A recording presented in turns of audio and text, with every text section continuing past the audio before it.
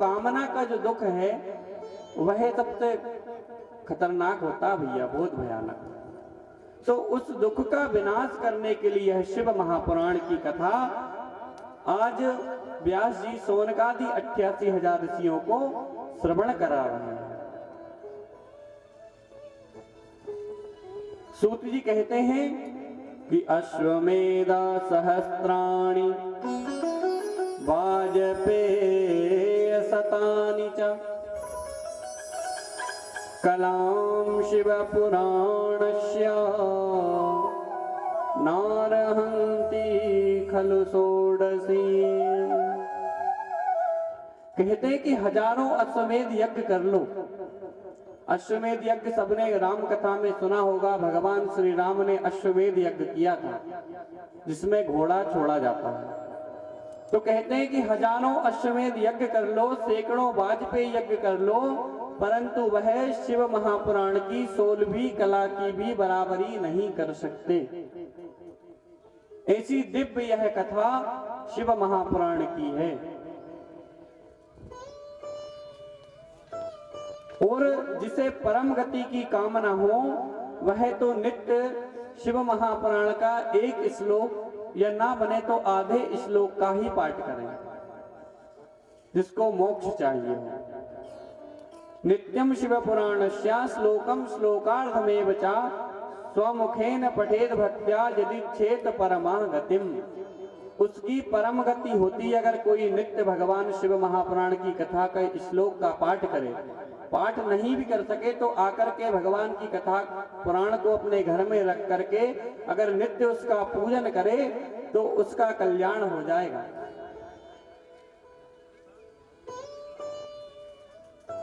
कहते हैं कि जो प्रतिदिन शिव महापुराण का आदर पूर्वक पूजन करता है वही संसार के संपूर्ण भोगों को भोगता है। हर प्रकार की चीज भगवान देते हैं। कामांते शिव पदम लभे। जो भी आपकी कामना हो, कामना तो कई प्रकार की होती है। किसी को घर चाहिए, किसी को गाड़ी चाहिए, किसी को पैसे चाहिए, अनेक कामना है सबकी। किसी को भगवान का भजन प्राप्त हो, किसी को शांति प्राप्त हो। तो जो भी जिसकी कामना हो, भगवान शिव की कामना मात्र शिव महापुराण के पाठ करने से या भगवान की पूजन करने से या मात्र शिव महापुराण के ग्रंथ को अपने घर में रखकर उसका पूजन करने से सभी कामनाओं की सिद्धि होती है। ऐसा भगवान ने स्वयं कहा है, क्योंकि पूर्व काल में भगवान ने 1 लाख श्लोकों की एक संहिता बनाई थी। अब भगवान ने जब इतने श्लोकों की संहिता बनाई तो उन्हें पता था कि भाई कलयुग में इतने श्लोकों का पाठ नहीं हो सकता, ना ही व्यक्ति के पास इतना समय रहेगा कि वह सुन ले, और ना वक्ताओं में इतना सामर्थ्य। तो फिर इस ग्रंथ को 24,000 श्लोकों में संक्षिप्त करके प्राणियों के लिए सूत जी महाराज ने दिया है। शैवं पुराणमिदमात्मविदां वरिष्ठं सेव्यं सदा परमवस्तु सदा समर्च्यं तापत्रयाभिशमनं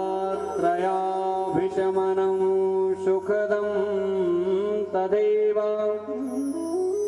प्राणप्रियं विरहरि स्वमुखामराणु।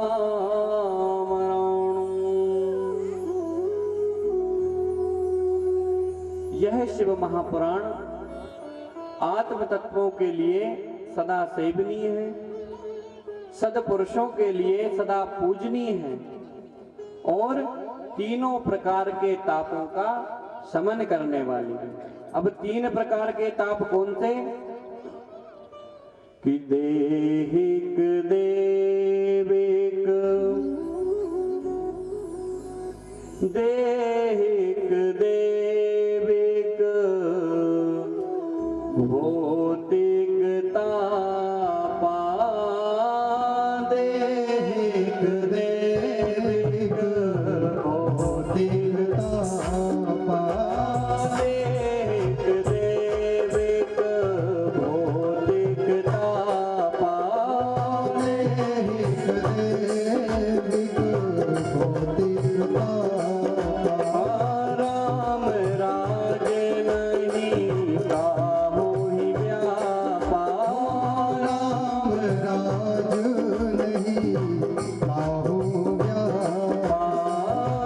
राम जय राम जय जय राम श्री राम जय राम जय जय राम श्री राम जय राम जय जय राम।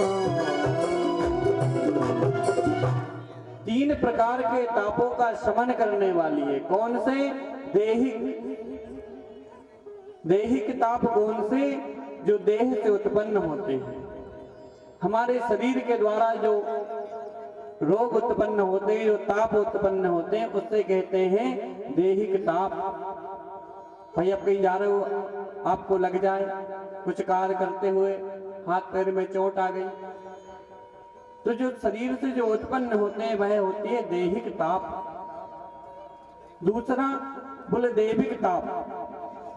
दैविक कौन सा? तो दैविक ताप वह है जो देवताओं के द्वारा दिया गया हो। जैसे वो एक बीमारी चलती है, माता जी बोलते हैं गांव में, से चेचक की बीमारी है, देवताओं के प्रकोप से हो जाती है किसी को।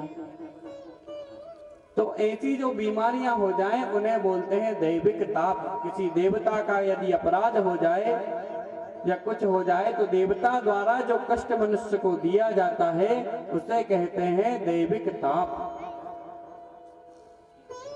तीसरा बोले भौतिक ताप। अब भौतिक ताप में जैसे आंधी तूफान आ जाना, कहीं अनावृष्टि हो जाना, कहीं ओलावृष्टि हो जाना। भाई आपने खेत में गेहूं चना लगाए, काटने का समय आ गया, बारिश आ गई, तो ये भौतिक ताप प्रकृति के द्वारा जो होगा वह सब भौतिक होगा, भौतिक ताप के अंतर्गत। और आजकल तो भैया कलयुग में क्या बताया मनुष्यों की, जितनी ज्यादा प्रकृति से छेड़छाड़ यहाँ होती है उतनी कहीं नहीं होती। फैक्ट्रियां बन रही हैं, जंगलों को काट रहे हैं, पेड़ लगाते नहीं है, उनको काटते हैं। तो जब हम प्रकृति से छेड़छाड़ करेंगे तो प्रकृति तो उसका दुष्परिणाम हमें देगी ही। तो प्रकृति के द्वारा जो ताप होते हैं जिससे मनुष्यों को पीड़ा होती है वह होते हैं भौतिक ताप। सूत जी कहते हैं कि ऐसे शिव महापुराण को श्रवण करने से इन तीनों तापों का शमन होता है। यह तीनों प्रकार के ताप कभी मनुष्य को फिर प्रताड़ित नहीं करते। आप भगवान की कथा में आकर के भगवान के हो जाओ, भगवान आपके सभी कार्य अपने कर लेंगे। आप एक बार भगवान के बन के तो देखो, फिर भगवान आपकी सेवा नहीं करे तो कहना। श्रीमद् भागवत महापुराण की कथा में भगवान श्री कृष्ण गोपियों की सेवा करते हैं। क्यों करते हैं? क्योंकि गोपियां भगवान श्री कृष्ण को अपना सर्वस्व मानती हैं। एक सेठ जी थे, वह भगवान को बहुत मानते थे, दिन भर भगवान का पूजन करते थे। इतना भगवान को मानते थे कि अगर भगवान का पूजन भी ना हो तो वह भोजन ग्रहण नहीं करते थे। तो जब उनकी भक्ति देखकर भगवान ने सोचा कि चलो जब सेठ जी हमारी इतनी सेवा करते हैं तो थोड़ी बहुत सेठ जी की ही सेवा कर ली जाए।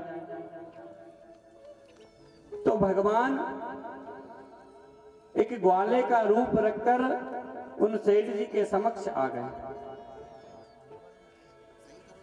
अब सेठ जी भगवान का भजन करें, वह भगवान की सामग्री एकत्रित कर सेठ जी को देते रहे।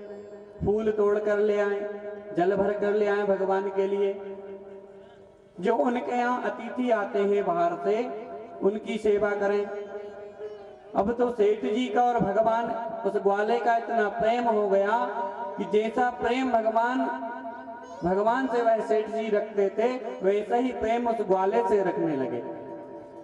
अब तो उस ग्वाले से अगर दिन में बात ना हो तो सेठ जी अन्न ना ग्रहण करें। अब घर में जो माता जी थी वह थोड़ी तेज स्वभाव की थी। भाई प्राय माताओं का स्वभाव थोड़ा सा होता है। तो अब क्या हुआ कि सेठ जी उस बालक के प्रति बहुत निष्ठा रखते थे। अब वह बालक की एक आदत थी, दिन में 5 बार भोजन करता था।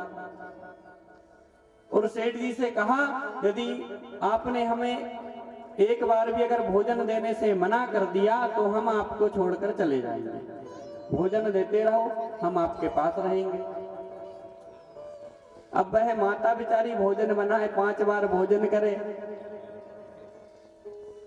घर का काम करे, फिर भोजन बनाए। अब वह तो 1-2 घंटे वो फिर भोजन चाहिए। अब ऐसे करके वह माता जी को एक दिन क्रोध आ गया, कितना खाते हो। तो वह बालक वहां से चले गए। वो तो भगवान थे, भक्ति की परीक्षा लेते हैं। अब सेठ जी आए, उनने देखा कि भाई हमारा गोपाल कहाँ गया, जो ग्वाला था। अब वह तो चला गया। अब माता जी से पूछा, भाई कहाँ है वो? तो बोले मुझे नहीं पता कहाँ गया। सेठ जी समझ गए कि हमारी श्रीमती जी जो हैं थोड़ी सी तेज स्वभाव की है, जरूर कुछ कह दिया होगा। अब तो भैया सेठ जी भगवान के सामने बैठ गए और ऐसा दृढ़ संकल्प कर लिया कि जब तक मेरा ग्वाला वह गोपाल मेरे पास नहीं आ जाता, मैं भोजन ग्रहण करने वाला नहीं हूं। ऐसा संकल्प कर वह सेठ जी भगवान के सामने बैठ गए। पर धन्य है भगवान कि सेठ जी बैठे, सुबह से शाम हो गई, शाम को वहां पर भगवान प्रकट हो गए गोधूली बेला में। और भगवान वहां पर प्रकट होकर कहते हैं, सेठ जी आप भोजन ग्रहण कर लीजिए। सेठ जी कहते हैं, प्रभु मैं जान गया कि आप ही मेरे यहाँ पर आए थे, आप ही मेरे साथ रह करके सेवा करते थे। प्रभु अब मैं आपको जाने नहीं दूंगा। तो भगवान कहते हैं कि भाई सेठ जी, हम तो आपकी ये सेवा से प्रसन्न थे, आप निरंतर हमारी सेवा करते थे, तो मैं तो यह चाह रहा था कि थोड़ी सेवा आपकी कर ली जाए, इसलिए मैं आ गया। और मैं विश्वास दिलाता हूँ हमेशा मैं आपके साथ रहूंगा। अब आप चलकर भोजन करिए। तो ऐसे भगवान हमारे, अगर हम उनके समर्पण होंगे तो भगवान हमारे पास जरूर आएंगे। ऐसे शिव महापुराण जो तीनों प्रकार के तापों का शमन करती है, व्यक्ति का कल्याण करती है, ऐसी शिव महापुराण कहते हैं कि वंदे शिव पुराणम ही सर्वदा प्रसन्नधि शिवः प्रसन्नताम यायात तद्या स्वप्न पदयो रतिम। ऐसी शिव महापुराण को कौन श्रवण करना नहीं चाहेगा। सोनक जी कहते हैं, महाभाग सूत जी आप धन्य हैं, परमार्थ के ज्ञाता हैं। आपने कृपा करके बड़ी अद्भुत हमें यह कथा श्रवण कराई है। हमें यह पाप नाशनी, मन को पवित्र करने वाली अद्भुत कथा सुनी है। अब यहाँ पर सोनक जी ऋषि प्रश्न करते हैं कि हे प्रभु, यह शिव महापुराण को श्रवण करने से कैसे कैसे पापी तर जाते हैं। भाई आज तक कोई पतित, कोई पापी इस कथा को श्रवण करके तरा है? क्योंकि हम भी जब कोई वस्तु लेते हैं या कोई चीज लेते हैं तो पहले पूछते हैं, क्यों भैया क्या ये काम करेगी? मोबाइल लिया भैया, कितने दिन बैटरी चलेगी? बैटरी खरीदने जाते हैं, साल भर की गारंटी है, नहीं है, चेंज करके दोगे? तो जब हम इतनी परख कर कर कोई चीज खरीदते हैं तो आज यहीं पर सोनकादि 88,000 ऋषि प्रश्न करते हैं कि हे प्रभु, इस कथा को श्रवण कर कर आज तक किसी की मुक्ति हुई है? तो सोनक जी कहते हैं, सूत जी बोले कि ये मानवा पाप कृतो दुराचार रतः खला कामादिनिरतः नित्यं तेऽपि शुद्ध्यन्त एव वे। जो मनुष्य पापी दुराचारी खल काम क्रोध आदि में निरंतर डूबे रहता हो, जो भगवान का भजन न करता हो, किसी को सदमार्ग न दिखाता हो, दूसरों का धन हरण करता हो, ऐसे दुराचारी पापी मनुष्य भी इस कथा को अगर श्रवण कर लेगा तो वह शुद्ध हो जाता है, वह परम पवित्र हो जाता है भगवान की कथा श्रवण करने से। अब इस संबंध में सूत जी महाराज एक उदाहरण देते हैं। कहते हैं कि पहले समय की बात है कि रात नगर में एक ब्राह्मण रहता था। वह ब्राह्मण अज्ञानी, दरिद्र, वेद धर्म से परांग मुख, संध्या पूजन आदि कर्मों को ना करने वाला, दूसरों का धन हरने वाला, किसी को सही मार्ग नहीं दिखाने वाला, जो व्यक्ति उस पर विश्वास करता था वह ब्राह्मण उसी का धन हरण कर लेता था। ऐसा ब्राह्मण देवराज नामक एक ब्राह्मण उस गांव में निवास करता था। अब वह उसका निरंतर का यही काम चोरी करना, दूसरों से धन को हरण करना, यह करते करते उस व्यक्ति ने बहुत सारा धन एकत्रित कर लिया। प्राय आप देखने को मिलता है जो बुरे कर्म करते हैं उनका धन बहुत जल्दी से बढ़ता है, जो चोरी करते हैं, दूसरों को लूटते हैं, उनका धन बहुत तीव्रता से बढ़ता है। यथार्थ है ये बात।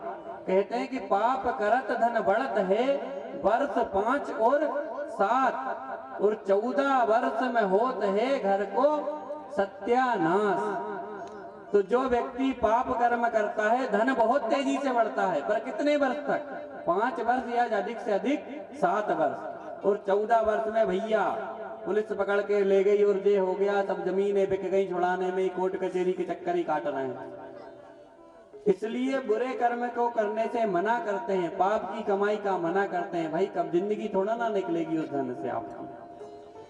इसलिए हमेशा भगवान का भजन कर कर पुण्य कर्म से जो धन अर्जित हो वही धन को हमें ग्रहण करना चाहिए। पर वह ब्राह्मण चोरी चकारी करते हुए बहुत सारा धन एकत्रित कर लिया उसने। अब भाई पाप का धन है तो पाप में ही जाएगा, पुण्य कर्म में तो जा नहीं सकता। एक बार क्या हुआ, वह ब्राह्मण अपने वैभव से संपन्न एक नदी पे स्नान करने गया और वहां पर उसने क्या देखा कि एक गणिका वहां पर स्नान करने आई। गणिका जानते हो ना, वैश्या वृत्ति जो। तो वह गणिका वहां पर स्नान करने आई तो उस ब्राह्मण ने उस गणिका को देखकर उस पर मोहित हो गया, क्योंकि बुद्धि तो पहले ही पाप कर्म में निरत थी और पाप का ही धन था। तो सदमार्ग में कैसे व्यक्ति जा सकता? चाह के भी नहीं जा सकता जब तक कि भगवान की कृपा उस पर नहीं है। उस गणिका को देखकर वह ब्राह्मण उस पर मोहित हो गया। अब जब मोहित हो गया तो उस गणिका ने देखा कि यह ब्राह्मण तो मेरे प्रति आकर्षक हो गया है, तो उसने भी उस ब्राह्मण को अपनी जाल में फांसना प्रारंभ कर दिया। अब तो दोनों साथ में रहने लगे, साथ में पति पत्नियों की तरह व्यवहार करने लगे, साथ में खाना, साथ में रहना, साथ में पीना। उसने अपने परिवार को भी छोड़ दिया, अपने माँ बाप को छोड़ दिया, अपनी पत्नी को भी छोड़ दिया और उसी गणिका के साथ लग गया। अब माता पिता ने उसे घर पे समझाया कि बेटा तू ऐसा मत कर, अपनी पत्नी का ध्यान रख, हम तेरे आश्रय यहाँ पर रह रहे हैं, तू हमारी ओर तो देख। बहुत समझाया उसके माता पिता ने उस ब्राह्मण को, पर वह उनकी बात नहीं मानी। और एक दिन क्या करा, इन चीजों से परेशान होकर रोज रोज की अपने माता पिता और पत्नी का रात्रि कालीन सबका गला काट करके उनकी मृत्यु कर दी। अब जब उनकी मृत्यु हो गई तो जो धन घर में था सारा ले जाकर उस गणिका को दे दिया। सारा धन उस गणिका को ले जाकर दे दिया। अब तो निरंतर पाप कर्म में लगे रहते दोनों, मदिरा का पान करने लगे, अभक्षण भी भक्षण करने लगे, संध्या पूजन कर्म सब त्याग दिए, भगवान को मानते ही नहीं। ऐसे धीरे धीरे उनका जीवन व्यतीत होने लगा। एक बार देव योग से घूमता घामता वह ब्राह्मण प्रतिष्ठापुर एक नगर है वहां पर जा पहुंचा। अब जब वह ब्राह्मण वहां पर चला गया तो वह वहां पर गया तो वहां एक मंदिर था, भगवान भोलेनाथ का शिवालय बना हुआ था। अब जैसे ही वह मंदिर के पास पहुंचा तो उसे बहुत तेज ज्वर आ गया, बुखार।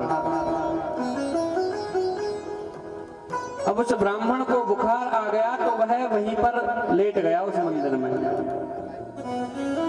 अब वहां पर लेट गया तो कुछ ब्राह्मण और साधु संत वहां पर शिव महापुराण की कथा कर रहे थे। वह ब्राह्मण वहां पर भगवान की कथा श्रवण करने लगा, क्योंकि उसका मन नहीं था कथा श्रवण करने का, पर जब बुखार आ गया जा नहीं पा रहा था कहीं पर, हाथ पैर में चेतना नहीं बची, तो वहीं पर पड़े पड़े भगवान की कथा ही श्रवण करने लगा। अब वह कथा श्रवण करते करते जब कथा पूर्ण हुई तो उस ब्राह्मण की भी वहां पर मृत्यु हो गई। अब जब मृत्यु हुई तो यमराज के दूत आए, उस ब्राह्मण को ले जाने लगे। जो उनने वहां फांस डाला अपना उसकी आत्मा को ले जाने के लिए, तो वहीं पर देवता जो भगवान भोलेनाथ के पार्षद थे वह प्रकट हो गए। बोली शंकर भगवान की। अब वहां पर भगवान के गण प्रकट हो गए और उन दूतों को मार करके भगा दिया, ले जाने लगे वहां से। अब जब इस प्रकार का भारी कोलाहल मच गया तो यमराज वहां पर प्रकट हुए। अब जब यमराज वहां पर प्रकट हो गए तो उन्होंने पूछा, भाई क्या बात है, क्या हो गया? तो बोले, महाराज, यमराज के दूत कहते हैं कि इसने जीवन में कभी सत्कर्म नहीं करा, और तो और इसने अपनी पत्नी माँ बाप की हत्या करी है, इसने दूसरों का ही हरण करा है, कभी इसने सत्कर्म नहीं किया, कभी भगवान का नाम नहीं लिया, तो इसे तो यमपुर जाना ही पड़ेगा। अब भगवान यमराज ने जब देवगणों की तरफ देखा तो उन्होंने कहा कि चाहे इसने लाख पाप किए हो, चाहे इसने कितनी भी बुराई करी हो, पर इसने भगवान की कथा श्रवण करी है और उस पुण्य के अनुसार यह भगवान के लोक को ही जाएगा। अब तो यमराज ने उन भगवान के पार्षदों को प्रणाम किया और उसको भगवान के लोग पहुंचा दिया। तो इस कथा का अभिप्राय यह है कि धन्य है भगवान की यह पावन कथा, जो कैसे कैसे पतितों को भगवान के धाम पहुंचा देती है। जिसने जीवन में कभी भगवान का नाम नहीं लिया हो, जिसने भगवान की कभी कथा नहीं श्रवण करी हो, कभी सत्संग में नहीं बैठा हो, और मात्र भगवान की कथा श्रवण करने से वह भगवान के धाम को गया। धन्या शिव पुराणस्या कथा परम पावनी यस्या श्रवण मात्रेण पापीयानपि मुक्ति भा। भगवान की कथा श्रवण करने मात्र से व्यक्ति का कल्याण हो जाता है। धन्य है शिव महापुराण की है पावन कथा, जो देवराज जैसे पापियों को भी तार दिया। आइए हम और आप भी ऐसे भगवान भोलेनाथ का भजन करें और अपने जीवन का भी कल्याण करें। बोले शंकर भगवान की। तेरा पल पल बीता जाए, मुख से जप ले नमः शिवाय। तेरा पल पल बीता जाए, मुख से जप ले नमः शिवाय। ओम नमः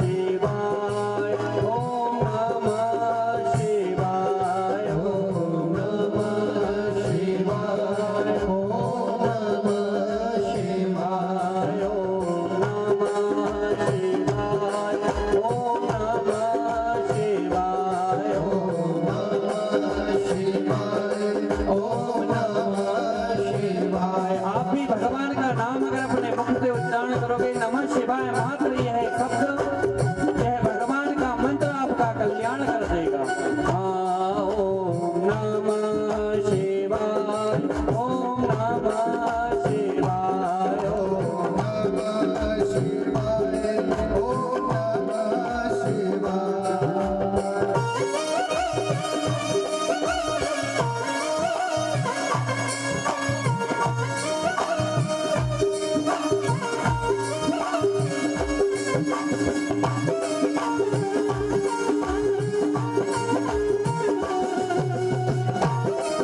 हरि बोल।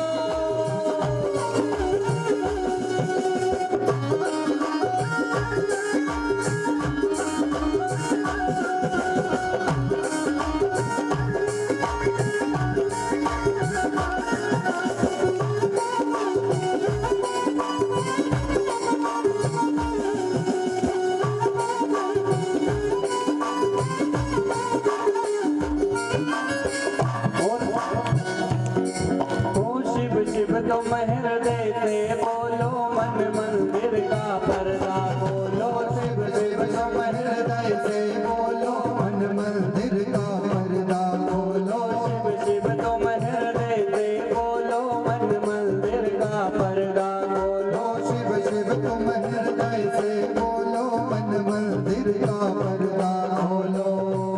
तेरा अवसर खाली न जाए, मुख से जप ले नमः शिवाय। तेरा अवसर खाली न जाए, मुख से जप ले नमः शिवाय। ओम नमः शिवाय, ओम नमः शिवाय, ओम नमः शिवाय, ओम नमः शिवाय।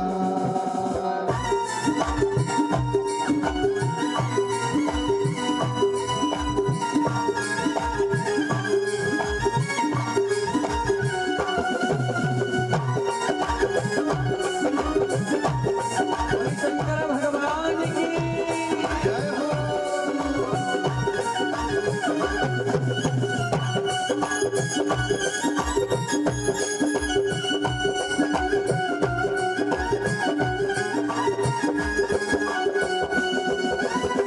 और कहना है, ओ यह दुनिया पंछी का मेला, समझो उड़ जाना है अकेला। ये दुनिया पंछी का मेला, समझो उड़ जाना है अकेला। क्योंकि जब उस परम पिता के दरबार में जाओगे तो अकेले ही जाओगे।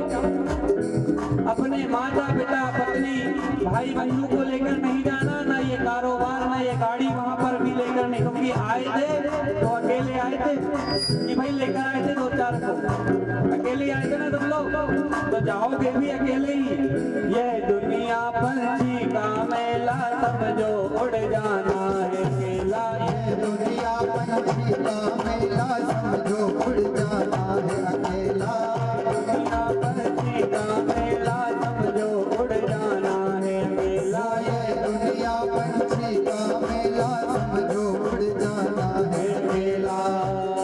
तेरा तन ये कहा ना ये, तेरा तन ये साथ न जाए, मुख से जप ले नमः शिवाय। तेरा तन ये साथ न जाए, मुख से जप ले नमः शिवाय।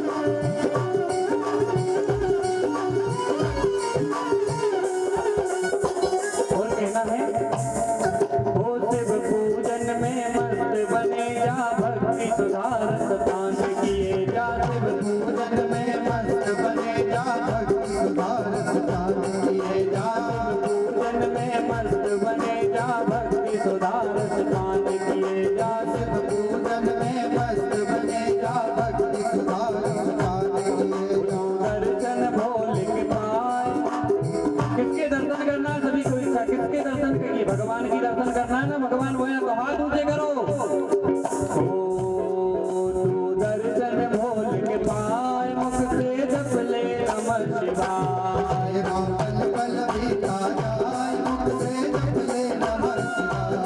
तेरा पल पल बीता जाए मुख से जप ले नमः शिवाय। ओम नमः शिवाय, ओम नमः शिवाय, ओम नमः शिवाय, ओम नमः शिवाय, ओम नमः शिवाय, ओम नमः शिवाय, ओम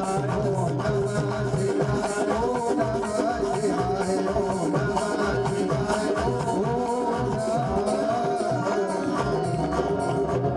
शिवाय, हर हर। अगर ऐसे ही आपने भगवान की कथा 7 दिन श्रवण करी तो विश्वास दिलाता हूं इस मंच से कि आप सबका कल्याण होगा, भगवान की कृपा आप सब पर बनी रहेगी। पर बात इतनी सी है कि जैसे तन्मयता से आज आप यह कथा श्रवण कर रहे हो, जिस मस्ती से भगवान के उसमें झूमते हुए आप कथा श्रवण कर रहे हो, ऐसे ही भगवान की कथा श्रवण करनी पड़ेगी। भाई बीच में भगवान का नाम इसलिए लेना पड़ता है कि कुछ कुछ हम देख रहे हैं यहाँ से लोग निंद्रा रानी परेशान करने लगते हैं। क्यों? क्योंकि भाई अभी भोजन करके आए और सीधा पांडाल में बैठ गए भगवान की कथा श्रवण करने के लिए। इसलिए हम क्या करते हैं, बीच में भजन कर लेते हैं और फिर आप लोगों से बोल देते हैं हर हर।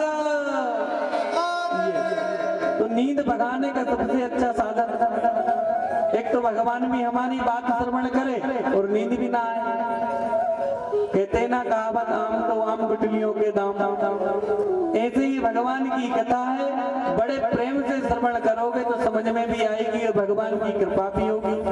क्योंकि आप जब कथा यहाँ पर श्रवण करोगे तो भगवान देखने आएंगे आपको, भाई कौन सुन रहा है नहीं सुन रहा है, कैसे सुन रहे हो। अब भगवान को देख रहे हैं आपको, आप सो रहे हो, फिर कैसे कल्याण होगा। इसलिए हमें सोना नहीं है, और नींद आए तो उठ करके नाचने लगो भगवान की कथा में। भाई नवदा भक्ति में बताया ना, श्रवणम कीर्तनम यस्य स्मरणम पाद सेवनम। तो कीर्तन का मतलब ही यही है, झूम कर कीर्तन करो। भक्ति मैया जब प्रकट हुई थी, नारद जी बीणा बजा रहे थे तो सारे देवता उठकर नाच रहे थे वहां पर। इसलिए जिसको नींद आए वो भगवान की कथा में उठकर नाचने लगे। अब यहाँ पर सौनक जी महाराज कहते हैं कि प्रभु भगवान की कथा श्रवण करते करते हमारा मन नहीं भर रहा है। इतनी अच्छी भगवान की कथा आप श्रवण करा रहे हो, इतनी प्यारी कथा, इतनी मधुर कथा आप श्रवण करा रहे हो कि हमारा मन नहीं भर रहा है इस कथा को श्रवण करते करते। हे प्रभु, हम और ये कथा सुनना चाहते हैं, श्रवण करना चाहते हैं कि और कैसे कैसे व्यक्तियों का इस कथा को श्रवण करने से उद्धार होता है। और उस देवराज नामक ब्राह्मण के बाद किस ब्राह्मण का इस कथा को श्रवण करके कल्याण हुआ, किन लोगों का इस कथा को श्रवण करके कल्याण हुआ। सूत जी महाराज कहते हैं, सोनक आपके मन में भगवान के प्रति यह प्रेम और यह श्रद्धा देखकर अब मैं आपको ऐसी गुप्त रहस्य की कथा श्रवण करा रहा हूँ जो कथा आज तक मैंने किसी को श्रवण नहीं कराई। आपका प्रेम देखकर भगवान के प्रति आपकी श्रद्धा देखकर मैं वह कथा आपको आज श्रवण कराऊंगा।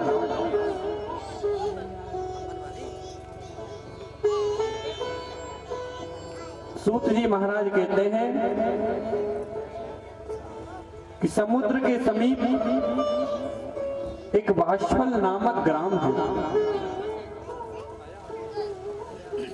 कहते हैं कि जहां के वैदिक धर्म से विमुख महापापी द्विज निवास करते हैं, वह सबके सब बड़े दुष्ट हैं। भगवान की कथा में उनका मन नहीं लगता, भगवान को नहीं मानते और पशु बुद्धि वाले हैं। पशु बुद्धि वाले कौन? भाई पशु बुद्धि वाले का मतलब यह होता है कि उसके अंदर विवेक नाम की चीज बिल्कुल शून्य हो जाए। जो अच्छे बुरे का, सही गलत का फर्क ना कर सके वह पशु बुद्धि। भाई अपन गाय को लेकर जाते हैं, ले जाते हैं, जंगल छोड़ देते, चर कर अपने वापस आकर खूंटे पे बांध देते हैं। अब वह जा करके कहीं रास्ते में राम राम श्याम श्याम तो करती नहीं, दूसरी गाय से एक गाय, सुना हो कभी किसी ने तो बताना। तो उनका काम ही यही, हमको घास खाना है और बंधे रहना है, तो वह पशु दूसरा काम ही नहीं। अब हमको तो भगवान ने इतनी अच्छी बुद्धि दी है कि हम भगवान का नाम ले सकें, भगवान की कथा श्रवण कर सकें, राम राम श्याम श्याम कर सकें। पर वहां के जो ब्राह्मण और वहां के जो नर नारी थे वह सब के सब पशु बुद्धि वाले थे। मदिरा का पान करते थे, अभक्षण को भक्षण करते थे, संध्या पूजन, भगवान का नाम तो लेना दूर, भगवान को देखते नहीं थे। और वहां की जो स्त्रियां थी वही सभी स्वेच्छाचारी थी, मतलब अपने मन से रमण करने वाली थी। अब जहां के विप्र ऐसे, वहां के अन्य वर्णों का तो कहना ही क्या भैया, क्योंकि शास्त्रों में ब्राह्मण को धर्म कहा है। धर्म किस लिए कहा है? क्योंकि समाज को सुधारने का कार्य ब्राह्मणों का होता है। ब्राह्मण जैसी शिक्षा मनुष्यों में देंगे अपनी समाज में, इसलिए पुरोहित जी कहते हैं ना, पुरोहित जी के अनुसार कार्य करना चाहिए। भाई उनकी सुनो, ब्राह्मण देवताओं की सुनो। इसलिए ब्राह्मणों का कर्तव्य है कि वह समाज को सुधारे, भगवान का परिचय कराए, भगवान के बारे में बताए कि भाई भगवान की पूजन करने से आपको पुण्य फल की प्राप्ति होगी, भगवान को मानो, आपस में प्रेम से रहो। पर भाई वहां तो ब्राह्मणीय से, अन्य वर्णों का तो कहना ही क्या। अब तो महाराज उसी ग्राम में एक बिंदु नाम का ब्राह्मण रहता था। वह ब्राह्मण बड़ा अधम था, बड़ा पापी ब्राह्मण था। एवं कुंजन सवासे ग्रामे वात्सल संजिते तत्रैको बिंदुगो नामः विप्रा आसीन महाधमा। वह बड़ा पापी, कुमार्गी, काम वासना से कलुषित चित्त वाला, वेश्यागामी वह ब्राह्मण था। उसकी पत्नी का नाम था चंचुला। कहते हैं कि वह जो चंचुला थी वह सदा अपने पति की सेवा करती थी, पतिव्रत धर्म का पालन करती थी, भगवान का पूजन करती थी और अपने पति के अतिरिक्त किसी पराये पुरुष पर दृष्टिपात भी नहीं करती थी। और माताओं का तो यही होना चाहिए, धर्म भी यही है। शास्त्रों में बताया है धर्म कि अपने पति को ही परमेश्वर मानना चाहिए, अन्यत्र किसी को नहीं। ऐसी हमारे भारतवर्ष में सती हुई हैं जिन्होंने अपने मात्र पतिव्रत धर्म जो कहते हैं व्रत, उसी के आधार पर यमराज से लड़कर के पतिदेव को वापस लेके आई है। माता अनसुईया, सबने कथा श्रवण करी होगी। ऐसी माताएं हमारे को किस लिए? मात्र अपने पतिव्रत धर्म का पालन करते हैं। पर यहाँ पर पतिदेवों का भी कर्तव्य यही बनता है कि वही भी अपनी पत्नी के अतिरिक्त और कहीं अपना प्रेम न स्थापित करें। भाई जब पत्नी पतिव्रत धर्म का पालन करती है तो पतिदेव का भी फर्ज बनता है कि वो पत्नी व्रत धर्म का पालन करें। तो यहाँ पर गड़बड़ी क्या हो रही थी कि जो चंचुला थी वह तो अपने पतिव्रत धर्म का पालन करती थी, पर जो बिंदुक था वह अपने धर्म से विमुख था, न संध्या पूजन करता, क्योंकि ब्राह्मणों का कर्तव्य है संध्या पूजन। अगर आपने ब्राह्मण जाति में जन्म लिया है, उस वर्ण में अगर आपने जन्म लिया है तो आपका कर्तव्य है कि आप संध्या पूजन अवश्य करें। क्षत्रियों का भी विधान है कि वह भी संध्या पूजन करें, पर वह ब्राह्मण भगवान को नहीं मानता था, वो कर्म में ही लगा रहता था। अब उसकी पत्नी बेचारी घर पर बड़ी परेशान, अपने पति को समझा वह ना माने। और वह भगवान का पूजन करे और एक ही बात माने कि हमारे पतिदेव की बुद्धि ठीक हो जाए, वह सदमार्ग पर लग जाए, भगवान का पूजन करने लगे। पर जब दीर्घ काल तक कुछ नहीं हुआ तो वह दुराचारी पति के आचरण से प्रभावित होकर काम पीड़ित हो आगे चलकर वह स्त्री भी दुराचारणी हो गई। अब जब उसके पति ने, देखो बात बहुत समझने वाली है, हम कथा यहाँ से मैं सुना कि हम चले जाएंगे आरती कर कर, अब आप घर जाने के बाद क्या पता चला, कुछ नहीं चला, तो मन को लगाना पड़ेगा और समझना पड़ेगा। जब उस पति ने अपनी पत्नी के प्रति ध्यान नहीं दिया तो जैसा वह पति था पर स्त्रीगामी दुराचारी दुष्ट, वैसी वह पत्नी हो गई। अब तो क्या करती वह स्त्री, जारेण संगतः रात्रौ रेमे पापेन ग्रप्ततः पति दृष्टिम वचिन्तित्वा भ्रष्ट सत्वा कुमार गमा। वह पत्नी रात्रि में पराय पुरुषों के साथ संसर्ग करने लगी अपने पति की दृष्टि से बचकर। अगर वह बिंदुक पति पहले अपनी पत्नी में ही प्रेम रखता, यदि उसके सुख दुख में उसके साथ खड़ा रहता, उसकी बातों को सुनता, तो आज वह चंचला ऐसा कुकर्म ना करती। पर गलती कहाँ हुई कि हमने जो धर्म पत्नी हमारी घर में बेचारी दूसरे की बिटिया को लेकर आए हैं, उसको तो हम ये समझते हैं कि ये तो हमारे घर में काम वाली भाई लगी, कभी उसके अच्छे बुरे बात को समझे ही नहीं, कभी उससे पूछे नहीं है कि तुझे क्या पसंद है क्या नहीं। तो जब ऐसा होता है तो वह जब अपने पति से पीड़ित हो गए तो वह भी कुमार्ग पर लग गए। अब तो भैया अपने पति की दृष्टि बचाकर वह चंचला रात्रि में पराय पुरुषों के साथ संसर्ग करने लगी। अब एक दिन क्या हुआ, उस बिंदुक ने अपनी स्त्री को देख लिया। अब तो वह जब उसने अपनी स्त्री को देखा तो वह पुरुष तो भाग गया, अब वह उसे मारने लगा। अब जब वह उसे मारने लगा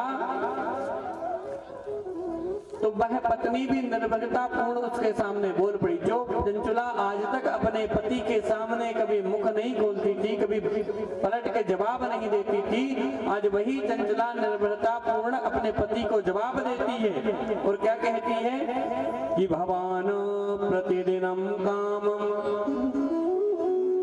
रमते वेश्यगा कुजी माम विहाय स्वरूपत्नी युवतिम पति सेविता। मुझ पति प्राण पत्नी को आप यहाँ पर मार रहे हो, आप मुझे छोड़कर दूसरी स्त्रियों के साथ संसर्ग करते हो, आपने कभी एक बार नहीं सोचा कि मुझ पर क्या बीतती होगी।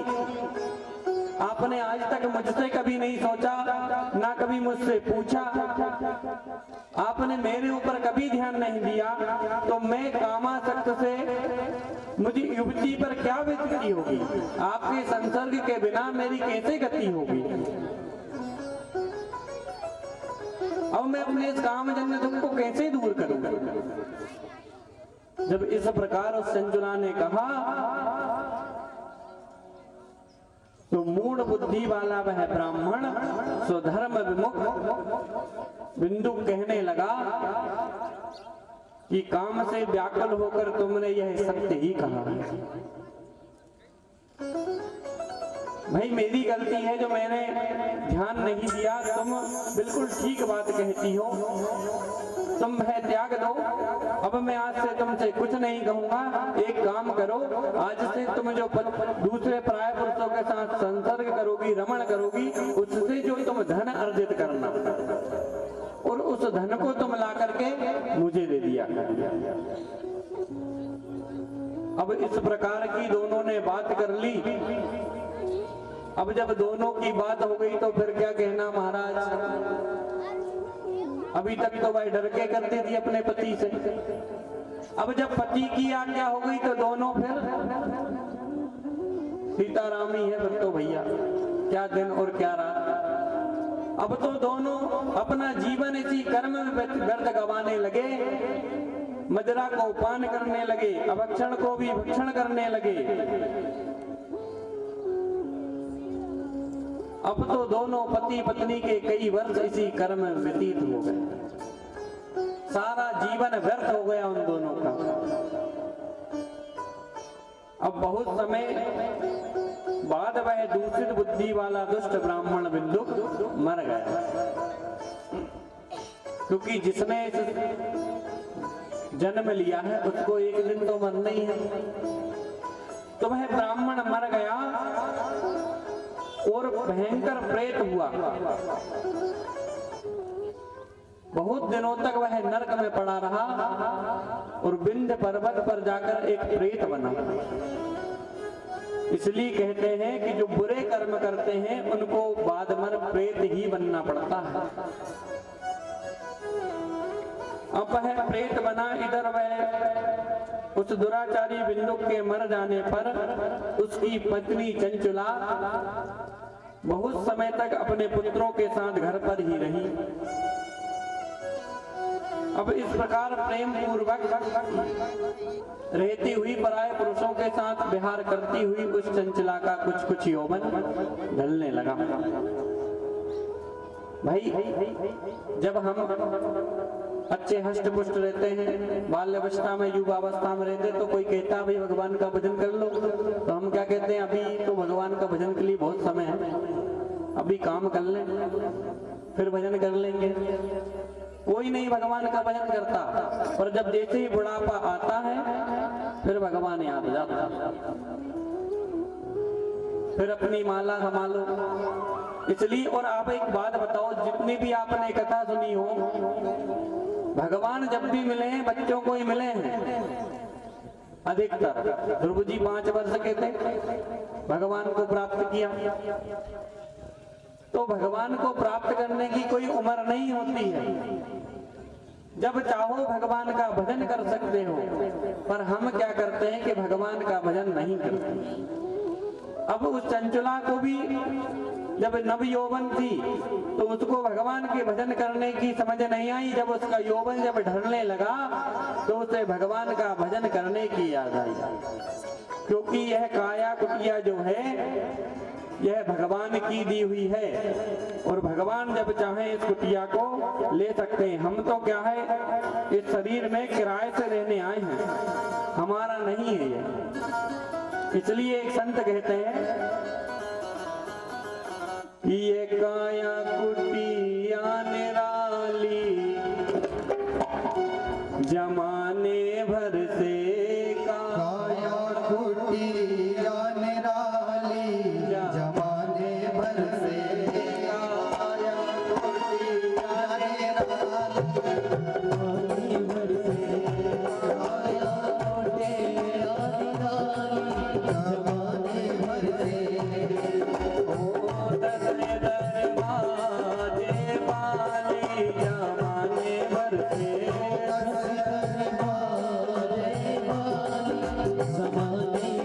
क्योंकि एक बात है, जो निरंतर डूबे रहते हैं भोलेनाथ की मस्ती में, जो निरंतर डूबे रहते हैं भगवान भोलेनाथ की मस्ती में, 4 चांद लग जाते हैं उनकी हस्ती में। ओ दशरथ दरबाजे वाली जमाने भर से, जमाने भर से।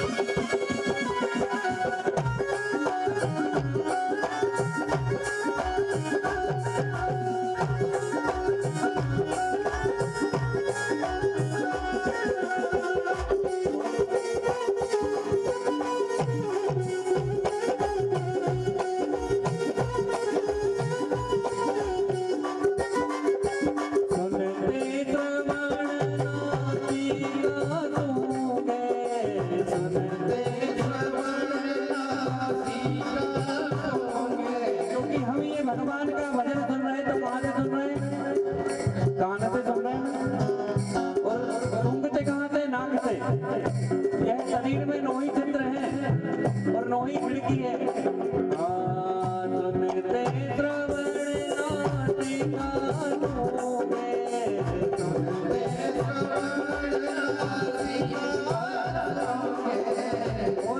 ओ वाणी करे बोल जाली जमाने भर से, वाणी करे बोल जाली जमाने भर से, काया कुटिया निराली जमाने भर से, काया कुटिया निराली जमाने भर से।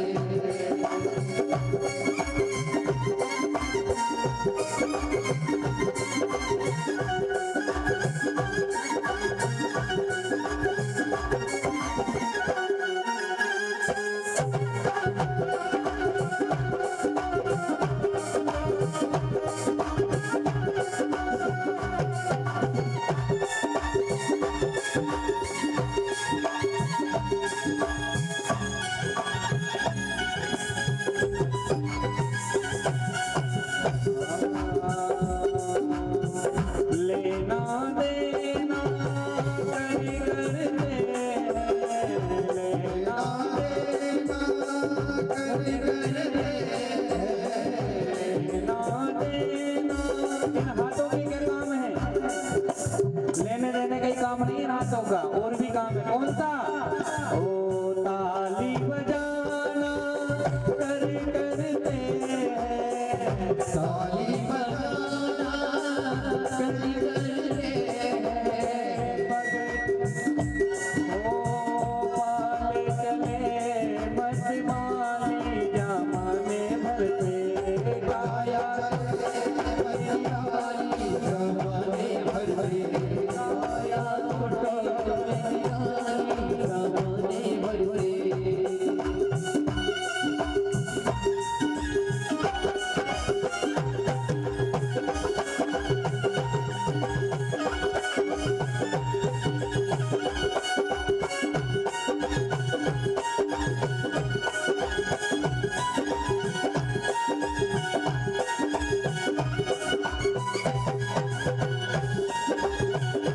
शंकर भगवान की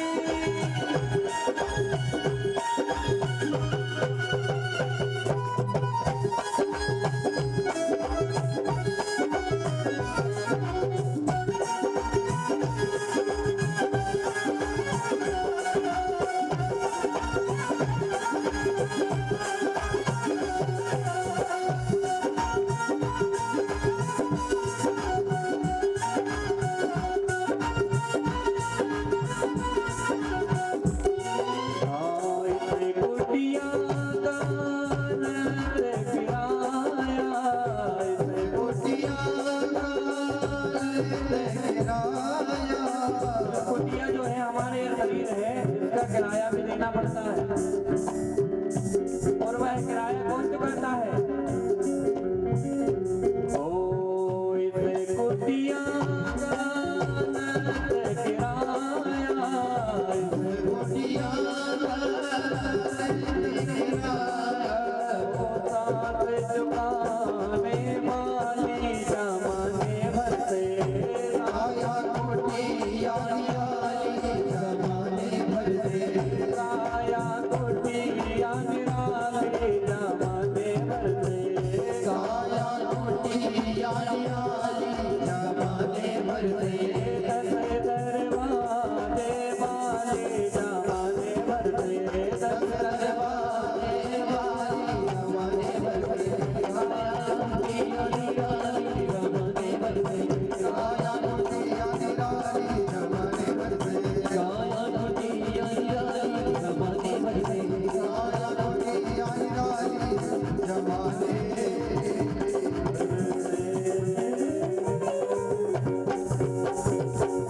बोले शंकर भगवान की जय। हर हर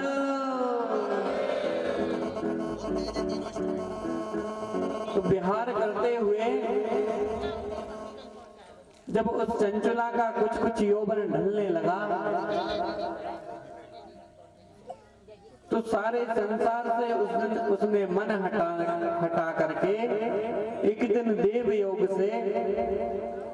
किसी पुण्य के पर्व पर आने पर वह स्त्री अपने भाइयों सहित, अपने पुत्रों सहित गोकर्ण क्षेत्र गई।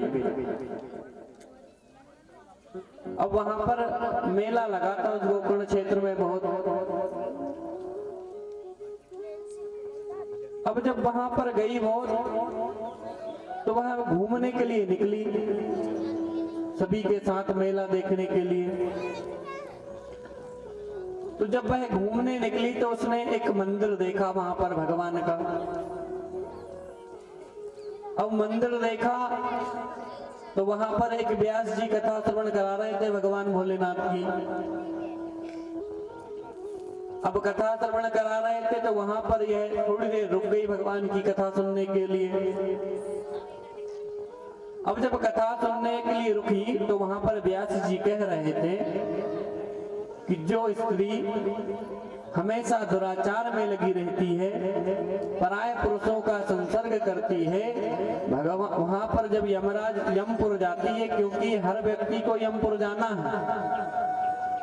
जब वह यमपुर अगर वह जाएगा व्यक्ति या वह स्त्री जाएगी तो वहां पर यमराज के दूत उसके ऊपर गरम गरम लोहे का जो पराग रहता है ना, लोहा तपाने के बाद जो एकदम लिक्विड फॉर्म में हो जाता है पराग, उसको डालते हैं उसके ऊपर। अब जो चंचुला ने यह सुना तो वह तो घबरा गई कि भाई मैंने तो जीवन में कोई अच्छा कार्य किया ही नहीं है, कभी भगवान का नाम लिया ही नहीं है, निश्चित मेरे भी साथ यही होने वाला है। अब तो वह थर थर कांपने लगी उस बात को सुन करके। अब जब कथा समाप्त हुई तो वह चंचुला उन ब्राह्मण देवता के पास गई और जाकर के रोने लगी और कहती है, हे ब्राह्मण देवता, मैंने तो अपने जीवन में कभी कोई सत्कर्म किया ही नहीं है, कभी पुण्य कर्म किया ही नहीं है, और आज आपकी बात सुनकर मुझे डर लग रहा है कि भगवान मेरे साथ ऊपर क्या होगा। चंचुला कहती है, चरितम स्थूलवम पापम मया मूढ़ मिधिया प्रभो नीतम पौश्चलतः सर्वम यौवनम मददांधका। हे ब्राह्मण देवता, मैंने अपना सारा जीवन इन व्यर्थ के कामों में ही गवा दिया है, कभी मैंने भगवान का नाम लिया ही नहीं है। मैं कैसे उन यातना को सहूंगी, कैसे मेरी गति होगी ऊपर। इस प्रकार कहती है और भगवान के उन ब्राह्मण देवता के सामने अश्रुपात करने लगी। कहती, हे ब्राह्मण देवता, तुम ही मेरे माता हो, तुम ही मेरे पिता हो, तुम ही मेरे गुरु हो। तुमेव माता च पिता तुमेव, तुमेव बंधुश्च सखा तुमेव, तुमेव विद्या द्रविणम तुमेव, तुमेव सर्वम मम देव देव। हे ब्राह्मण देवता, आप ही मेरे सब कुछ हो और आप ही मुझे इस पाप से बचा सकते हो। अब ब्राह्मण देवता उसकी बात सुनकर कहते हैं, विदिष्ट्या काले प्रबुद्धासि शिवानुग्रहतो वरम इमां शिवपुराणस्य श्रुत्वा वैराग्य कथ्यताम्। ब्राह्मण देवता कहते, सौभाग्य की बात है कि भगवान की कृपा से शिव महापुराण की कथा सुनकर तुम्हें यह चेतना तो आई कि तुमने जीवन में बुरा कर्म किया है। तुमने भगवान की कथा श्रवण करने से तुम्हारी बुद्धि इतनी विवेक तो आया कि तुमको अच्छे और बुरे का फर्क पता चला। आज तक तो यही सब कुछ अच्छा था, बुरा कर्म ही तुम्हारे लिए सर्वोपरि था, पर धन्य है भगवान की कथा जो श्रवण करके आज तुम्हें थोड़ी चेतना तो आई। और अब विश्वास है कि भगवान की कथा श्रवण कर कर तुम अपने जीवन का भी कल्याण कर लोगी, क्योंकि दर्पण पर जैसे धूल जम जाती है और कोई व्यक्ति उस दर्पण को साफ कर देता है तो फिर अपना प्रतिबिंब उससे स्पष्ट दिखाई देने लगता है। तो है तो वास्तव में हम भी भगवान की ही संतान, ईश्वरांश जीव अविनाशी चेतन सहज अमन सुखराशि, सबने सबको पता है कि भगवान की संतान है हम। ऐसे ही एक बार क्या हुआ, एक गुरुजी के चेला थे और वह गुरुजी की बात पर बहुत निष्ठा करते थे। जैसा गुरुजी ने कहा वैसा बस उनके लिए यथार्थ था, पर वह विवेक बुद्धि नहीं लगाते थे। गुरुजी ने कहा उनने करा। अब गुरुजी वहां पर बैठकर कह रहे थे कि सब भगवान की संतान है, हम सब ब्रह्म हैं, मुझ में ब्रह्म है, तुम में ब्रह्म है, ये हाथी घोड़ा में ब्रह्म है, जानवरों में ब्रह्म है, सब में ब्रह्म है, सभी तरफ भगवान की ही सत्ता है। और वह चेला को कुछ ज्यादा ही बात समझ में आ गई गुरुजी की। अब वह बस यही, हम सब तो भगवान की संतान है, सही है भाई, हम सब में ब्रह्म है, यही कहता और जाते रहते हैं। अब एक बार क्या हुआ, देव योग से वह शिष्य कहीं जा रहा था। अब वह जा रहा था, रास्ते में उधर से एक हाथी आ रहा था। अब जब हाथी आ रहा था तो उसके साथ जो शिष्य थे उन्होंने कहा भाई हाथी आ रहा है और ये हमें मारेगा, इससे अच्छा है कि आप रास्ता छोड़कर एक साइड हो जाओ। और वह चेला बस, गुरुजी ने कहा है कि वो मुझ में ब्रह्म है, तुम में ब्रह्म है, तो ये हाथी में क्या ब्रह्म नहीं है? उन्होंने कहा है जानवरों में भी ब्रह्म है।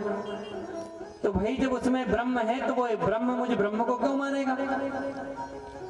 तो वह मैं तो नहीं हटूंगा, गुरुजी ने कहा है सब में ब्रह्म है। अब और जो शिष्य थे वह तो हट गए और वो नहीं हटा। वो तो वही बात, बस ब्रह्म है, वो भी ब्रह्म है, मैं भी ब्रह्म हूं। अब आ रहा उधर से हाथी, अब ये नहीं हटा। हाथी जैसे ही पास आया, जो सूंड से उठा के पटका तो 4-5 हड्डी टूट गई पीछे कमर की। अब तो भैया बहुत चिल्लाए, गुरुजी को बोले झूठ बोलते हैं गुरुजी, कहते सब में ब्रह्म है, और जो ब्रह्म था तुझे नाम में क्यों मारा, हमारी हड्डी टूट गई। 4 आदमी उसको उठा के ले गए गुरुजी के पास। अब वह गुरुजी से कहे गुरुजी आप झूठ बोलते हो, आपने कहा था कि सब में ब्रह्म है, अब मैंने उसमें ब्रह्म समझा, उस ब्रह्म ने मुझे मार दिया, ये देखो मेरी कमर टूट गई, अब तो मैं चल फिर भी नहीं पा रहा हूं। गुरुजी ने उसको बिठाया कि भाई सुनो, हमने कहा कि सब में ब्रह्म है, सही बात है, सब में ब्रह्म है, जानवरों में भी ब्रह्म है। तो बोले गुरुजी जब ऐसा है तो उसने हमें क्यों मारा? तो बोले कि अच्छा एक बात बताओ कि तुम्हें उस हाथी में ब्रह्म दिखा? बोले हाँ गुरुजी दिखा। तो बोले हाथी के ऊपर एक व्यक्ति बैठा होगा, महाबत जिसको कहते हैं? बोले हाँ गुरुजी बैठा तो था एक व्यक्ति। तो बोले उसमें वो तुमसे कुछ कह रहा होगा? तो बोले हाँ गुरुजी कह रहा था हट जाओ हाथी मार देगा, हट जाओ हाथी मार देगा। तो कहते हैं भाई कि जब तुमको उस हाथी में ब्रह्म दिखा तो तुम्हें हाथी में दिख गया, पर उस महावत में तुम्हें ब्रह्म क्यों नहीं दिखा? हाथी जानवर में तुम्हें ब्रह्म दिख गया, पर उस मनुष्य में तुम्हें ब्रह्म नहीं दिखा। और जब ब्रह्म ने ब्रह्म से कहा कि हट जाओ और ब्रह्म ने ब्रह्म की बात नहीं मानी, तो ब्रह्म ने ब्रह्म को उठा के पटक दिया। उसमें क्या है? कई गुरुजी बिल्कुल ठीक बात है। तो ऐसे ही भगवान की कथा श्रवण करके, क्योंकि है तो हम सभी भगवान की ही संतान। अब भगवान की संतान तो यही है कि जैसे कढ़ाई पर जैसे कहते कालोच लग जाती बार बार, तो ऐसे ही इन बुरे कर्म के द्वारा हमारे इस काया पर भी बहुत सी कालोच जम जाती। पर हम जैसे ये भगवान की कथा में आप बैठे हो, ऐसे ही भगवान की निरंतर कथा श्रवण करते करते एक दिन वह जो मेल लगा रहता है वह हट जाता है, और हम वही भगवान की निर्गुण निरूपण भगवान की सत्ता उन्हीं की संतान के रूप में प्रवृत्त होते हैं, क्योंकि जाना हमें भगवान के ही पास है। बोली शंकर भगवान की जय।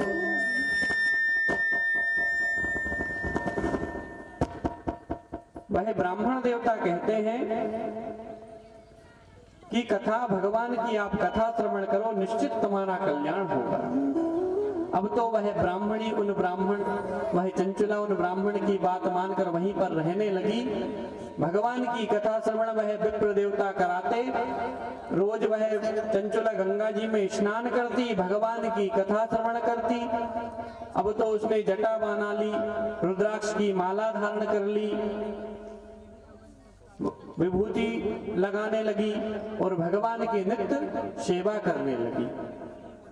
अब ऐसा करते करते जब उस चंचुला का अंत समय आया तो मृत्यु के पश्चात भगवान के गण आए और उसे ले जा करके शिवलोक ले गए।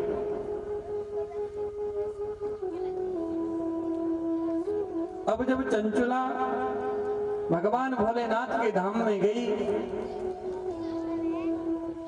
जब भगवान के उस दिव्य रूप को उस चंचुला ने देखा, आंखें बंद कर ली, भगवान का ध्यान करने के भगवान को प्रणाम करने लगी। कहती है कि कर्पूर गौरम करुणावतारम संसार सारम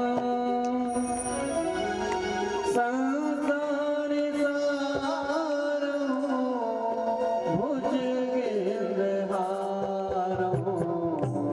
कर्पूर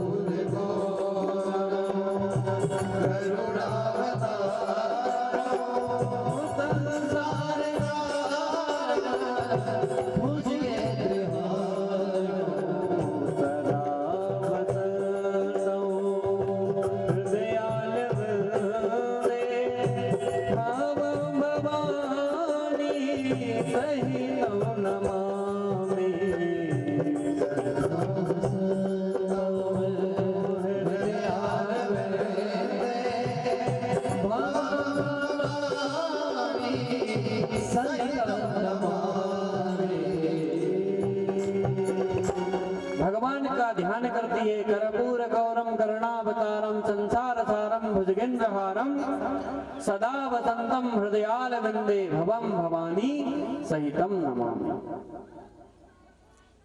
भगवान जो कपूर के समान गौरे हैं, जो करुणा के अवतार हैं, जिन्होंने सारे संसार के जो भुजंग सर्प हैं उनको अपने गले में ही धारण कर लिया। क्योंकि एक बार क्या हुआ, ये सर्प वगैरह जो भी थे, बिच्छू ततैया, सब भगवान के पास गए। बोले भगवान आपने हमें क्यों बनाया है? बोले क्यों भाई, क्या बात हो गई? बोले संसार के लोग क्या करते हैं, हमको पानी खींचने के लिए रस्सी का उपयोग हमारा कोई बांध करके एक दूसरे में पानी खींचते हैं। भाई कोई घास का गट्टा ला रहा सर्प से ही उसको बांध दिया कि प्रभु ऐसे तो हमारी सब हड्डियां टूट जाती हैं पीठ की। तो कहिए काम करो भाई, थोड़ा थोड़ा विष ले जाओ। अभी जब विष होगा तुम्हारे अंदर तो संसार के प्राणी आपसे डरेंगे। अब भैया उन्होंने कहा ठीक है, अब तो महाराज चले। अब आए तो संसार में जब उन्होंने अपना विष वाला प्रभाव दिखाना प्रारंभ करा तो मनुष्य और बड़े वाले निकले। अब तक तो उनका उपयोग करते, अब सीधा ऐसा मूड चलते हैं उनका कि दूसरी बार मामला ही साफ, गोविंदाय नमो नमः। अब वो फिर भगवान के पास गए, बोले प्रभु जी व्यवस्था जमी नहीं कुछ। क्यों भाई, अब क्या हुआ? बोले पहले तो हमारा उपयोग ही करते थे, अब तो देखते ही मूड चल देते हैं। वहीं पर बिल्कुल ऑन द स्पॉट खत्म।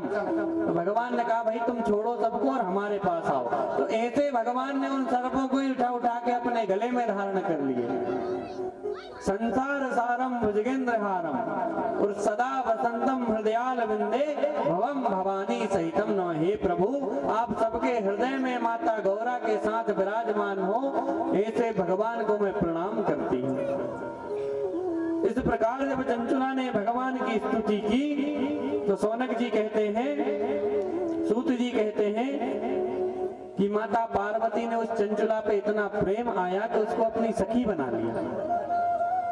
भगवान ने जो कृपा करी वह तो करी ही, पर माता पार्वती ने उस चंचुला को अपनी सखी बना लिया। अब जब उसने सखी बना लिया, फिर चंचुला का यह वहां पर रहते रहते जब बहुत समय उस चंचुला का बीत गया तो एक दिन क्या हुआ, उस चंचुला के अपने पति बिंदुक की याद आ गई। उसने सोचा कि मैंने तो भगवान की कथा श्रवण करके, भगवान का अनुसरण करके आज मैं यहाँ पर शिवलोक को आ गई हूँ, पर मेरे पतिदेव तो मेरे साथ थे, उनका क्या हुआ? अब तो बेचारी चंचुला दुखी हो गई अपने पति के लिए, और ऐसे दुखी होती हुई वह माता पार्वती के पास गई। अब माता पार्वती के पास गई, माता की स्तुति करने लगी स्तुति करी तो माता ने कहा कि हे सखी, आज तुम्हारा मुख इतना उदास क्यों है? क्या पीड़ा है तुम्हें? तो वह कहती है चंचला की माता, मैं और मेरे पति दोनों साथ रहते थे, बुरे कर्म भी हमने साथ ही किए, पर मैं यहाँ भगवान के धाम को आ गई, मेरे पति की न जाने क्या दुर्गति हुई होगी, कहाँ होंगे वह। अब माता पार्वती ने अपने सखी के ऊपर प्रसन्न होकर कहती हैं कि हे सखी, तुम्हारा पति जो बिंदुक है वह विंध्य पर्वत पर एक प्रेत बना घूम रहा है। तो चंचला कहती, माता अगर उनके ऊपर भी आप अगर कृपा दृष्टि डाल दो तो उनका भी कल्याण हो जाएगा। तो उसकी बात सुनकर माता पार्वती ने क्या करा, अपना एक तंबरू नामक एक गंधर्व है भगवान भोलेनाथ का, जो भगवान की कथा गाने में प्रवीण है, उस तंबरू नामक गंधर्व को बुलाया और बुला करके वहां पर उससे कहा कि तुम इस चंचला के साथ जाओ, विंध्य पर्वत पर इसका पति भयंकर प्रेत बना है, वहां पर जाकर यथा समय यथा विधि जो भी हो सके उसको उस प्रेत योनि से मुक्ति दिलाकर यहाँ पर ले आओ। अब तो तुम्बरू नामक गंधर्व वहां पर चंचला के साथ गया और वहां पर क्या देखा, जो प्रेत था, वही प्रेत भूत प्रेत ऐसे रहते हैं कि वह हवा की तरह रहते हैं, जैसे वायु के वेग के समान इधर उधर वह घूमते रहते हैं।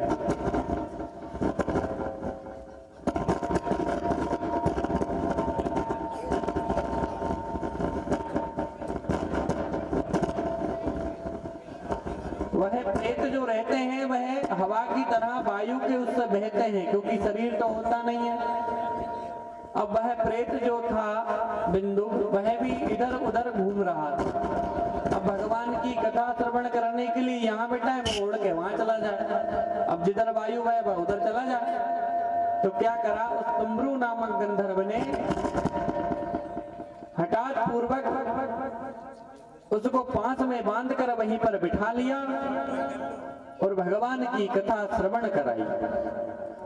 अब जैसे ही तीनों लोगों में पता चला कि वहां पर भगवान की कथा होने वाली है, तो सभी प्रसन्न हो गए, सभी ऋषि मुनि देवता वहां पर आए, सबने भगवान की कथा श्रवण करी। सभी लोग भगवान की कथा सुनकर कृतार्थ हुए।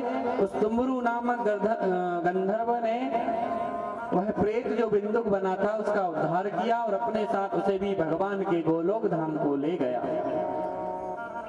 अपनी पत्नी चंचला के साथ वह बिंदुक वहां पर भगवान के वहां पर नित्य भगवान का भजन करता हुआ अपना समय व्यतीत करने लगा। यहाँ पर सूत जी कहते हैं कि धन्य है शिव महापुराण की यह कथा, जिन्होंने जीवन में कभी सत्कर्म नहीं किया हो, कभी भगवान का नाम न लिया हो, कभी पूजन नहीं करी हो, ऐसे पापियों को भी भगवान अपने धाम को ले जाते हैं। अब भगवान की कथा भगवान के चरणों में समर्पित करते हुए आज बिंदु को अपनी पत्नी के साथ भगवान के गोलोक धाम में निवास करने दें। हम भी अपनी वाणी भगवान के चरणों में समर्पण करते हुए अब एक भजन, उसके बाद भगवान की आरती होगी। कल सभी लोग विशेष रूप से यहाँ पर कथा श्रवण करने आए, क्योंकि कल आपको भगवान की कथा में कैसे भगवान पार्थवेश्वर का निर्माण किया जाता यह बताया जाएगा, कैसे भगवान की पूजन करना चाहिए, क्या करना चाहिए क्या नहीं करना चाहिए, भगवान को भोग भोग का क्या महत्व होता है, इत्यादि सभी कथाएं यहाँ पर आपको श्रवण कराई जाएंगी। तो कल सभी अधिक से अधिक संख्या में आए और अब एक भजन हमारे पंडित जी के द्वारा, इसके बाद भगवान की आरती। बोली शंकर भगवान की हर हर शंकर भगवान की जय। वो मुझे ऐसी लगन तू लगा दे, वो मुझे ऐसी लगन तू लगा दे, मैं तेरे बिना पल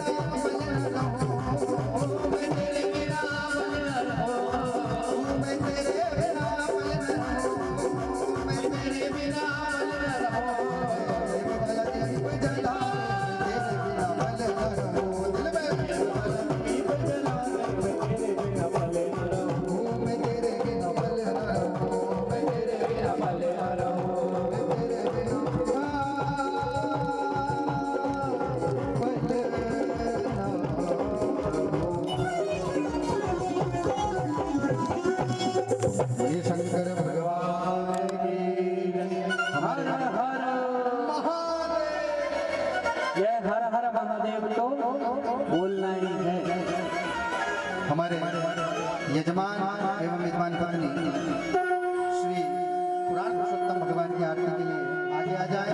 बाकी सभी भक्तगण अपने अपने स्थान पर आरती के लिए खड़े हो जाएं और थोड़े थोड़े आगे आ जाए। चंद्रमा मनसो जात चक्षुः सूर्यो अजायता शूद्रा आयुश्च प्राणश्च मुखा दग्निरजायता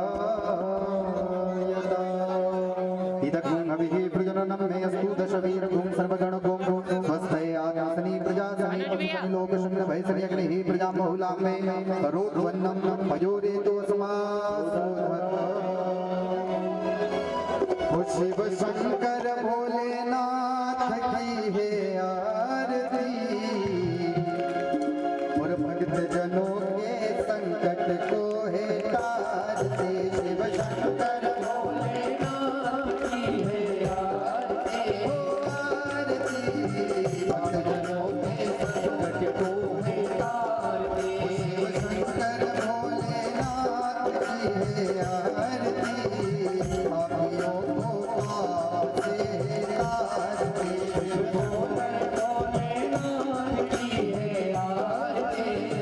पापियों अमरनाथ शिव विश्वनाथ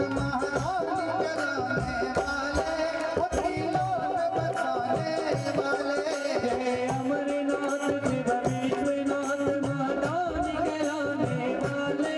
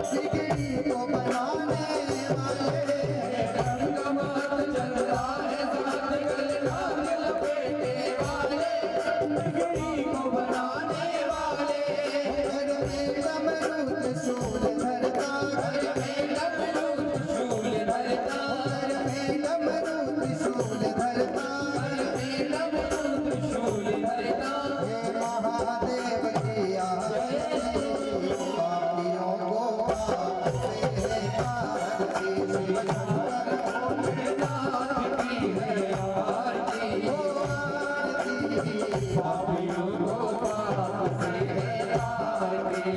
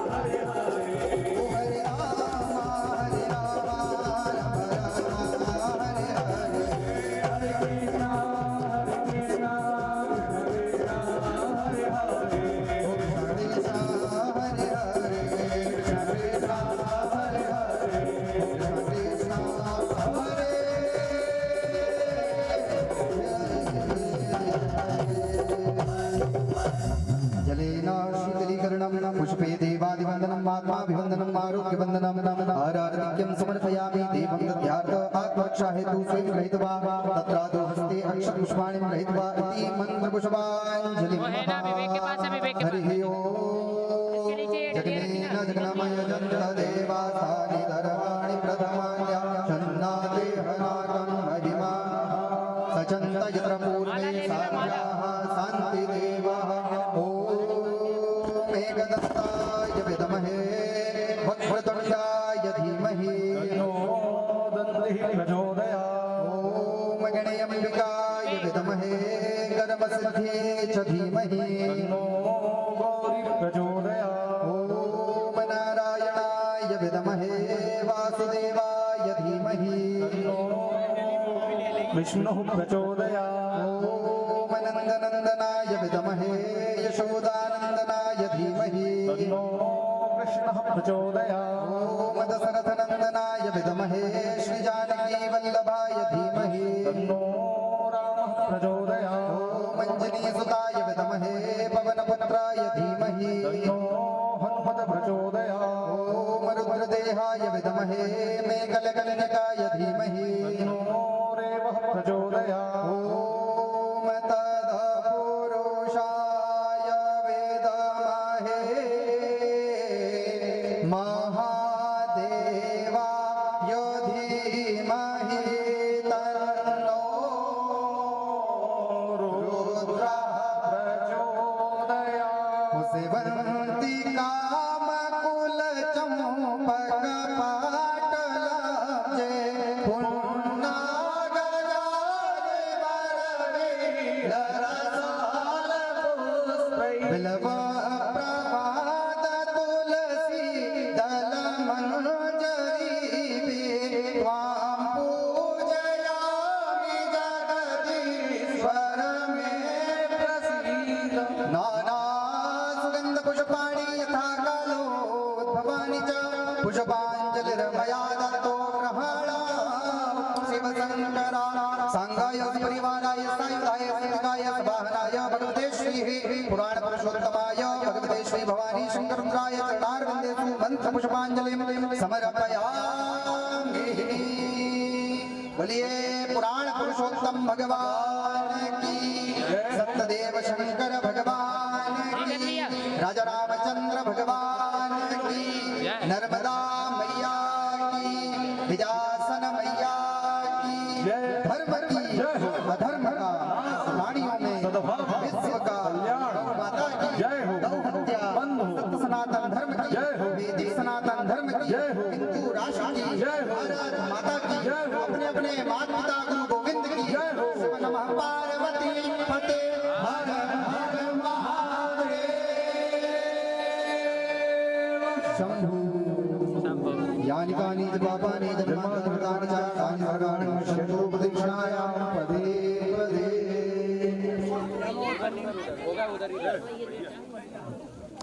सभी अपने अपने स्थान पर बैठे, आरती ले में प्रसाद ग्रहण करें और अपने अपने घर को प्रस्थान करें।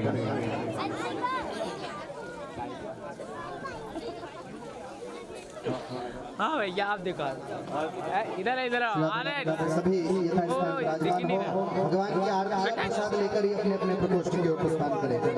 और एक विशेष सूचना, जैसा कि आप सभी को विदित है कि आपके ग्राम गांजित में जो 7 दिवसीय संगीतमय श्री शिव महापुराण की कथा आज से प्रारंभ हुई है, यहाँ रसधारा निरंतर 7 दिनों तक बहती रहेगी। तो आप सभी से हमारा निवेदन है कि कथा प्रारंभ होने का समय दोपहर 1 बजे है और कथा समापन होने का समय सायं 4 बजे है। तो आप सभी से निवेदन है कि आज प्रथम दिवस था, इस कारण से कुछ विलंब हुआ।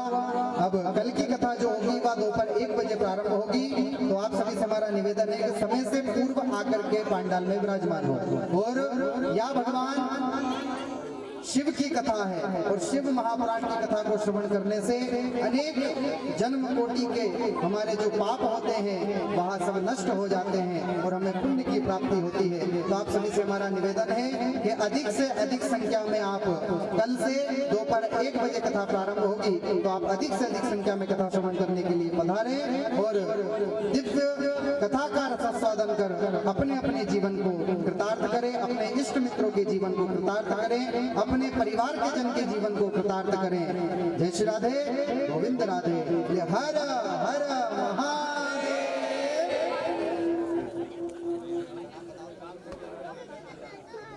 और 101 रुपए की राशि रामशंकर भाई नागर मराय वालों की ओर से श्री भागवत पुराण पुरुषोत्तम के चरणों में समर्पित हुई है। भगवान उनको दीर्घायु आगे का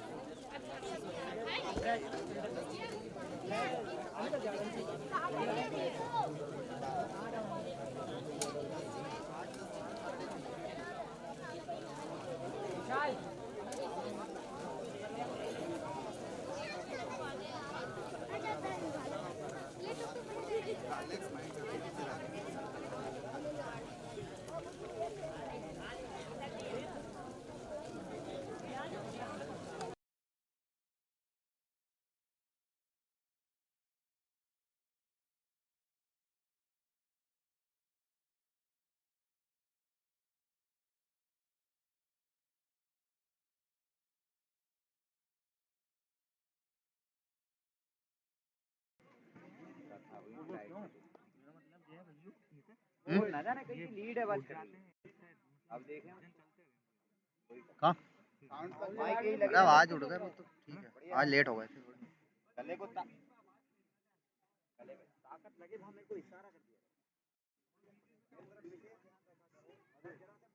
नेट चल रहा है भैया, बंद हो गया यार नेट।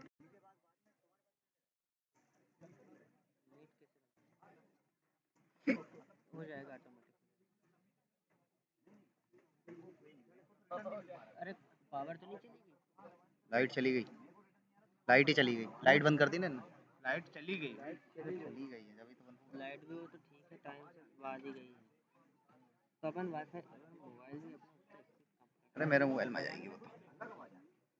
अब देखा अब अगर पावर बैंक तो काम आ जाता अरे इतने लाउड कीबोर्ड कौन बजता है यार भैया, इतना लाउड इंस्ट्रूमेंट बज रहा, कुछ समझ में नहीं, कचरा हो रहा पूरा।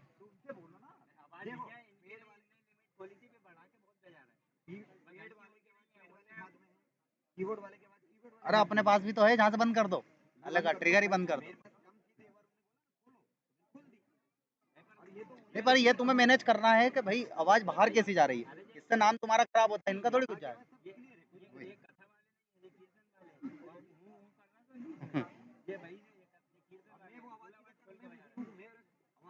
नेटवर्क गया।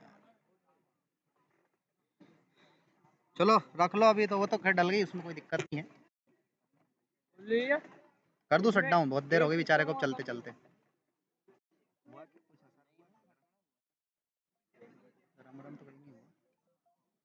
अब अपन ने कल के लिए पूरा लोगो ही मैं अलग कर दूंगा, देखो मैंने वीमिक्स डाउनलोड किया है, अपन पूरा ऐसा डिजिटल लोगो लगेगा कि ना लाइव चल रही है, खतरनाक वाला।